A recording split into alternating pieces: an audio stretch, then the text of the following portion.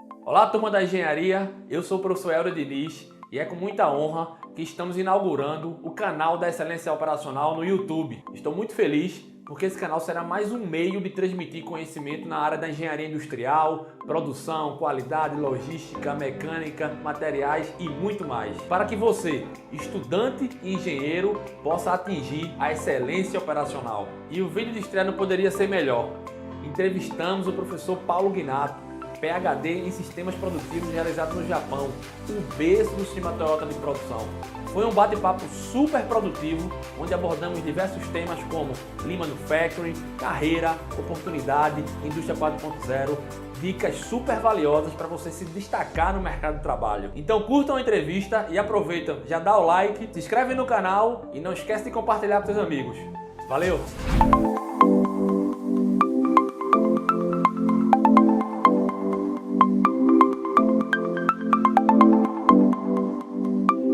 Olá pessoal, é com grande satisfação que iniciamos o primeiro vídeo do canal do Excelência Operacional. Tá? E nós não podíamos estrear de outra maneira que não com o grande professor Paulo Ghinato. Paulo Ghinato, que foi meu professor na graduação, no mestrado, hoje eu tenho o prazer de entrevistá-lo. Professor, é um prazer enorme ter o senhor aqui. Satisfação é toda minha, professor Helder. Eu diria que Ghinato, com 25 anos de experiência na área de Lean Manufacturing, né? Com uma vasta experiência no mercado, em consultoria, em indústria. Então, poder hoje fazer essa entrevista, né, na estreia do canal do Excelência Operacional é uma satisfação enorme. Boa tarde, professor Helder. Boa tarde aos colegas que nos assistem. Eu devo dizer que é, primeiro, uma honra merecer esse espaço. Em segundo lugar, os meus cumprimentos pela iniciativa. Você é sempre pioneiro nas iniciativas no que diz respeito à gestão de operações, engenharia de produção. Meus parabéns. Fico honrado de estar, de alguma maneira, contribuindo. E vamos a tal entrevista, então. Vamos lá. Por favor. Ghinato, primeiro eu queria que você começasse falando um pouco da sua carreira, né, da sua formação. Eu acho que o Ghinato, eu posso dizer que é um dos maiores conhecedores do Lean Manufacturing do Brasil. Tá?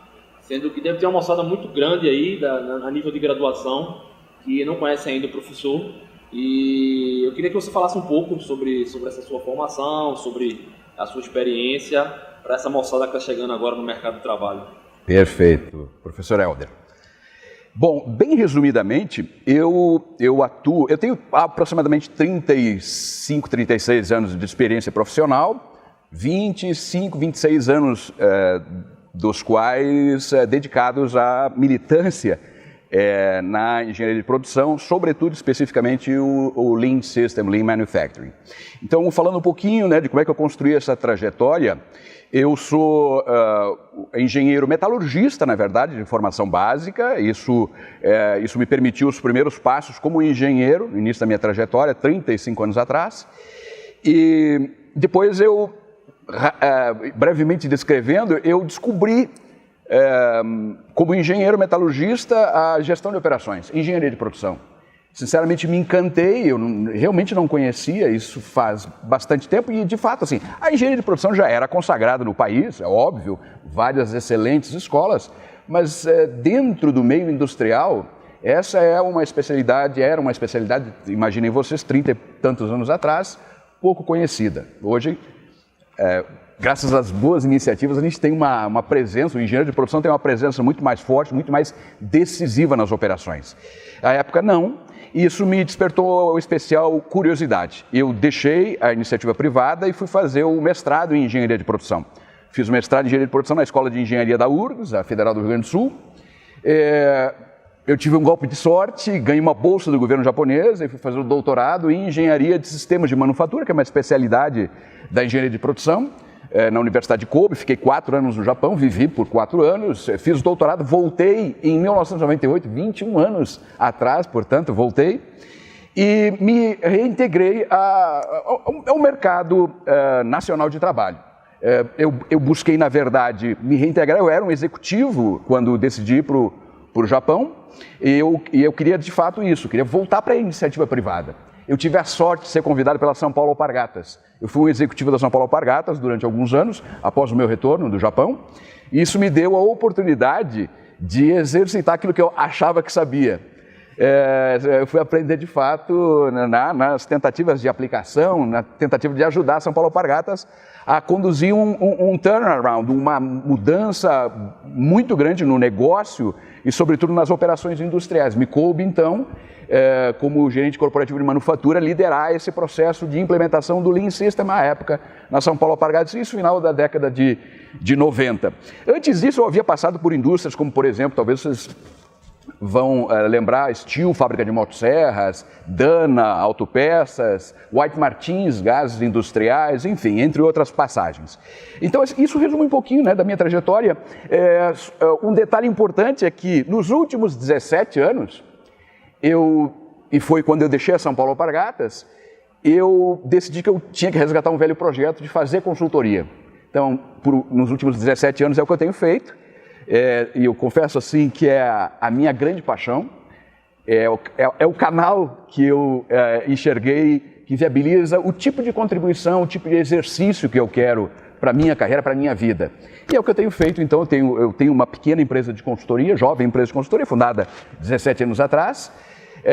Pequeno grupo, somos um grupo de 12 consultores e temos clientes, alguns deles empresas pelas quais eu passei como profissional, como executivo, mas são empresas de relevância no cenário nacional, empresas fora do Brasil, a gente atua também em diversos outros países além do Brasil, e isso resume um pouquinho da minha trajetória.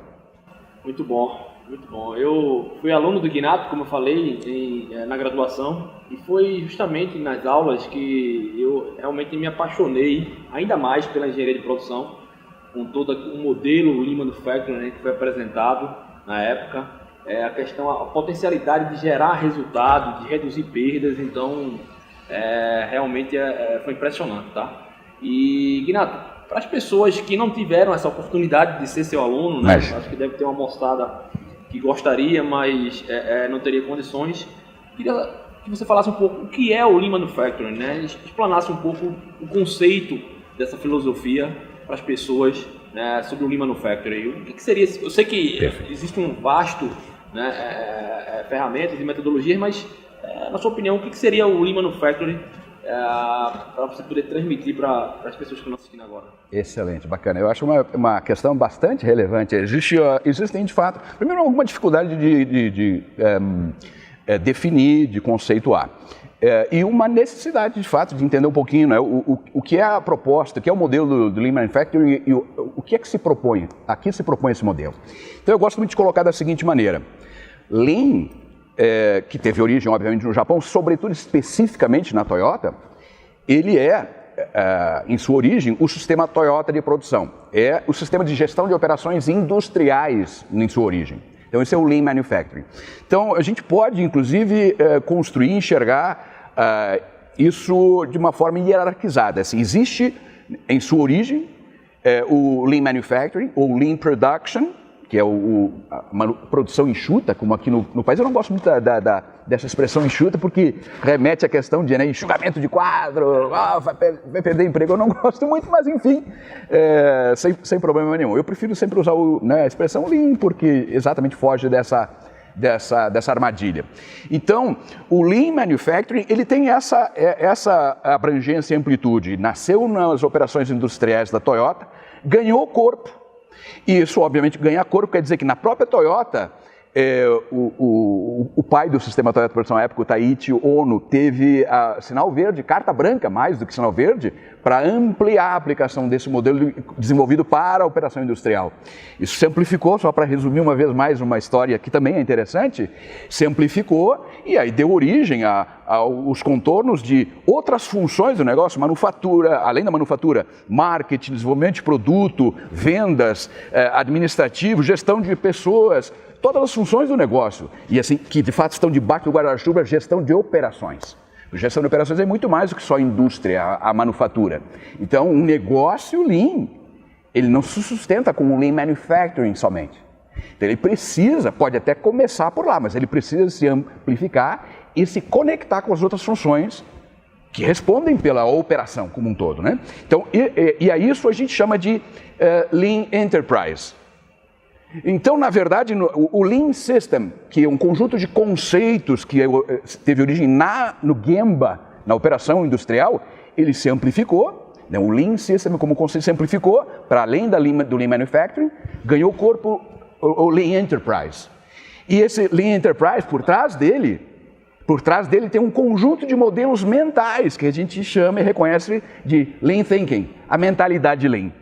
Então, essa mentalidade Lean, que é um conjunto de conceitos, mas muito mais do que isso, com modelos mentais, atitudes, paradigmas, que é esse o alcance que se precisa quando se pretende, né, usar esse modelo de referência. Então, desculpa me estender, professor Helder, mas a questão-chave é, Lean não é só a fábrica.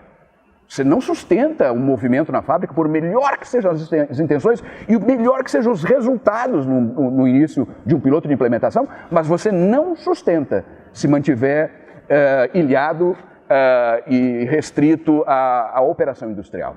Então, aproveitando, né, a oportunidade que você me abriu... Maravilha, maravilha. Desculpe. Um verdadeiro show. Né? Imagina. Um verdadeiro show. Realmente a ideia é essa mesmo, é que as pessoas possam ter essa informação. Então a ideia do surgimento desse canal é que a gente possa massificar essa informação para não ter divergência, né, sobre o conhecimento e o que realmente é o Lean Manufacturing. Fantástico. Professor Helder, me permite uma pequena adição aí. Talvez num nível mais amplo, mais alto, né, o Lean System, a gente pudesse definir, ou mais ainda, mais acima, o Lean Thinking, a mentalidade Lean, é uma filosofia de negócio que procura coordenar todos os recursos à disposição para melhor atender as necessidades do cliente. Fazendo isso, eu garanto o crescimento e longevidade do meu negócio, como fornecedor para esse ou esses clientes. Então é isso, filosofia de negócio que procura melhor coordenar, organizar os recursos à disposição para atender as necessidades dos clientes, seja com produto ou serviço. E foi através do Lean Manufacturing, né, Renato, que a Toyota realmente cresceu, né? Ela assumiu a liderança no mercado através de toda essa filosofia. Realmente é fantástico essa filosofia. E agora, já que as pessoas sabem um pouco mais sobre o conceito, qual a sua opinião? O que os estudantes de engenheiros de produção, né, qual seria o primeiro passo para implementar o Lean Manufacturing nas empresas, nas corporações? Qual é a sua dica de qual seria a primeira implementação? Como realizar, como iniciar o Lean Manufacturing nas corporações? De fato, difícil focar numa única questão, buscando aí desenvolver e garantir o caminho do sucesso. É bem difícil. Mas algumas questões que eu considero que são relevantes, né, no início de implementação, o processo de implementação, um piloto. Então, assim, precisa contextualizar, ou seja, você pode definir um piloto, mas você tem que estar enxergando lá na frente o estado futuro, né? O que você quer com esse piloto? Qual é a amplitude, qual é a abrangência que você quer para essa transformação que você está propondo, né? Porque senão cai naquela armadilha, né, de ficar ilhado só no piloto, na área industrial, e dali não sai, e muito pelo contrário, dali não sai e ele implode, na verdade. Então, um piloto bem contextualizado, essa é a primeira questão. Mas além dos mecanismos que a gente traz para dentro, né, no processo de transformação, tem uma questão que, assim, essa ficha, eu confesso a você, me caiu recentemente, nos últimos, sei lá, 6, 7 anos. E eu vou depois explicar por que me caiu só recentemente, assim. A questão-chave que, de fato, aumentam violentamente as chances de sucesso o processo de implementação tem que estar centrado nas pessoas. Assim, quando a gente fala de os mecanismos, o Kanban, o Heijunka, o Pokayo, que elenca todos os mecanismos que a gente conhece, né, que integram esse modelo de referência, eles são mecanismos para as pessoas utilizarem e cumprirem melhor a sua função, fazerem melhor o que já fazem. E todo mundo quer isso. Então a gente precisa entender e fazer com que assim seja entendido a proposta de mudança. Então essa que eu aprendi recentemente, depois de muito tropeço, essa tem sido a minha tônica. Centrar todo o processo de transformação nas pessoas. E aí, obviamente, a questão de capacitação. No Comprod não é à toa que nós falamos, né, sobre a questão, né, a habilidade-chave que é desenvolver gente. Exatamente. Então, assim, essa é a questão-chave central. E aí, quais mecanismos, em que sequência você vai implementá-los? Claro que tem importância, mas é secundário. Entendi perfeitamente. As pessoas é a base para qualquer implementação, né, principalmente de uma filosofia tão poderosa como essa. Verdade. E todo esse tempo aí, Ignato, são 25 anos, né, só de Lean Manufacturing. Qual foi o seu... Deve ter sido vários, mas em termos de desafio, né? Qual foi toda essa vasta experiência que você teve em várias empresas, em termos de consultoria, qual foi o seu principal desafio, né, na corporação para implementar, para utilizar, né, para conseguir realmente que o Lean Manufacturing gerasse resultado? Qual foi o seu grande desafio nesses... Deve ter sido alguns, né? Mas claro, qual foi é o seu verdade. grande desafio nessas implementações? Muitos desafios, decorrente deles alguns sucessos, mas muitos tropeços. Mas sempre muito aprendizado. Eu sinceramente diria que mais do que... E claro que a gente sempre escuta isso e enfrenta, né? O problema do patrocínio da alta administração, o problema da resistência das lideranças em todos os níveis, sobretudo liderança no nível gerencial, o problema o background, o nível de escolaridade da força de trabalho. Poxa, eu já enfrentei situações, gente, em que a implementação, e eu ia trabalhar com treinamento, capacitação das pessoas, o cara era analfabeto. E aí, meu amigo? Como é que você fazia? A apostila que você preparou para ensinar ele, né, os conceitos. Rapaz, então você tem que se reinventar. Então, são várias as questões importantes, né? Eu estava falando aqui, elencando alguns fatores importantes. Mas eu acho que, assim, o meu maior desafio, e foi uma grande descoberta, foi como é que eu, como agente de transformação, cumpro melhor esse papel. Como agente de transformação, atuando como facilitador no desenvolvimento das pessoas. Então, assim, para mim, se eu tivesse aprendido, essa ficha tivesse caído antes, eu tenho certeza que muitos dos insucessos que eu, de fato, coleciono, eles teriam sido muito menores, em muito menor escala, porque eu teria dado uma ênfase muito maior para essa questão, né, de atuação como facilitador. Como é que eu cumpro esse papel de envolver, cooptar, engajar as pessoas e desenvolvê-las, sinceramente. Então, assim, os desafios recaem muito mais na minha conta do que na conta das empresas, dos meus clientes, por exemplo, né? Ou nas empresas pelas quais eu passei como executivo. Muito bom. Ignato, falando sobre a indústria 4.0, está se falando bastante em que os empregos vão acabar, a tecnologia vai tirar o emprego de todo mundo, só vai ter robô, enfim. Então eu queria ouvir de uma pessoa experiente como você, qual a sua opinião sobre isso, né? Qual a sua opinião sobre o engenheiro de produção nesse contexto, o engenheiro de produção nesse contexto da indústria 4.0? O que você acha que vai acontecer realmente? Fantástico, excelente questão. Me permite ilustrar essa questão com uma experiência bem recente. Recente que eu digo é algo como 4 anos atrás.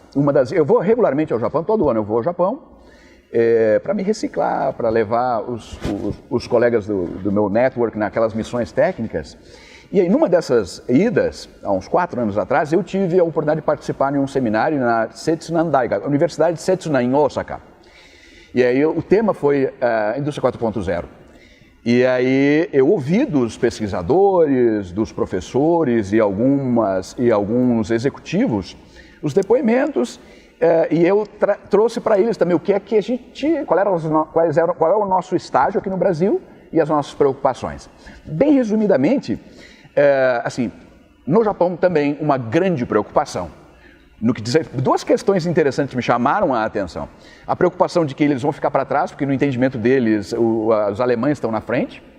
Então eles, puxa vida, a gente tem que acelerar para catch up os Deutschen, os alemães.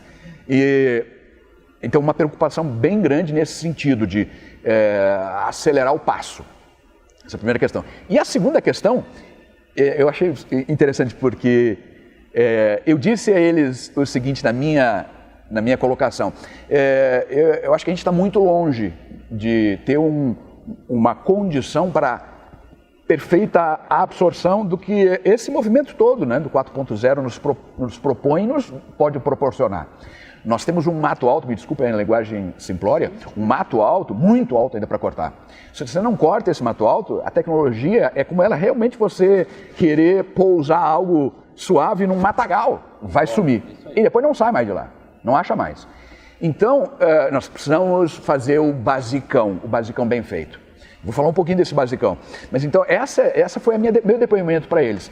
Eu falei assim, resumidamente, a gente está muito longe de ter a condição de introduzir tudo que se propõe nesse movimento, a indústria 4.0, e realmente extrair benefícios daí. E é interessante que eu ouvi deles assim, nós também. É impressionante, o japonês é muito humilde, né? Mas de fato eles entendem que o básico tem que ser bem feito. Mas o básico bem feito é assim, o básico em sua maestria, na maestria. O que quer dizer o basicão bem feito? O básico da gestão de operações é 5S, padronização, estabilidade de processos, só para citar alguns elementos, né, que caracterizariam assim, a condição do básico bem feito. Então eles são exemplares no domínio do básico bem feito. Então, claro que isso coloca eles muito à nossa frente, né? Mas isso a gente precisa fazer. Então, uma vez feito isso, eu não tenho dúvida, não tenho temor algum de que o que a indústria, o movimento 4.0 nos propõe e pode nos proporcionar, rapaz, é um salto. Porque, por exemplo, eu vi questões interessantes lá, eles desenvolvendo os mecanismos de gestão à vista, que classicamente é o quadro hora a hora, você vai lá e aponta, hora a hora, né, tem a meta, o realizado, desvio, você abre, né, um chamado, bota no post-it, enfim, os mecanismos de gestão à vista, né, apontamentos manuais, né, existe esse apelo forte, né? Lá ainda, aqui no Brasil, claro, também. O que é que eu tenho visto lá? Eles estão desenvolvendo mecanismos e recursos para tecnologia entrar e o apontamento não precisar ser mais feito, né, com o lápis ou o pincel atômico. Você faz num pad, num touchscreen, algo do gênero, que está integrado via nuvem, está integrado. Então, o totem de gestão à vista na célula, ele é um apontamento digital. Alguns apontamentos capturam da máquina, VSLP da máquina, os dados de desempenho e de volumes, por exemplo. Isso alimenta já esse quadro de gestão à vista, ele faz o tratamento de dados, alimenta via nuvem e sistema, e todos os executivos ou qualquer decisor importante está recebendo no seu smartphone o status de cada uma das células ou unidades de trabalho. Então é um negócio extraordinário, assim. Está aí.